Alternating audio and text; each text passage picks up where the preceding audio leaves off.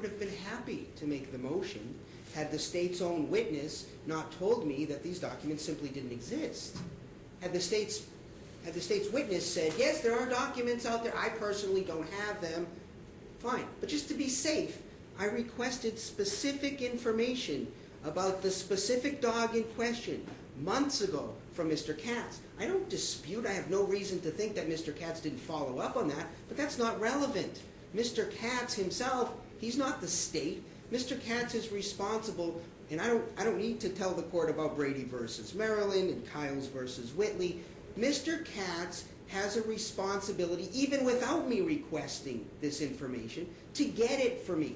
Here I specifically requested that information. I was specifically told by the state's witness it didn't exist. Today we learn it exists. Here I have a letter that says we're not going to give you everything, but we'll give you some things. What things? Oh, exactly what I requested months ago. So sure, we can delay the trial again, but I know that this court is well aware of my Rule 8 motion to dismiss, where after the Rule 8 time limits. Yes, I understand the court's ruling. The court made some rulings that Mr. Katz's ongoing changes of judges and all kinds of things that forced myself and my client to take time out of our day and drive down from Phoenix to push this matter back so far that we are actually on the verge of starting jury trial tomorrow. And so now, at almost 3 o'clock in the afternoon, while the state still has 2 more witnesses to go, and I have an option of calling a witness, or 2 if I decide, the night before trial, where even if the state could get these documents, now I'm to review them, digest them, conduct a new interview based on new information that I should have had months ago, and then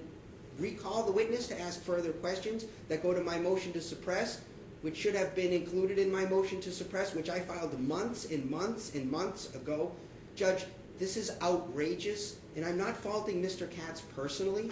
Mr. Katz may have done everything within his power, but it's not good enough. If the state is too big and too incompetent to follow their duties and follow their obligations, they shouldn't run a checkpoint like this where they stop thousands and thousands of citizens. If I was in charge of that checkpoint and I was stopping thousands and thousands of citizens based on the opinion of a dog, which is exactly what we have here, I might be prepared to produce, especially when asked, the records of that dog.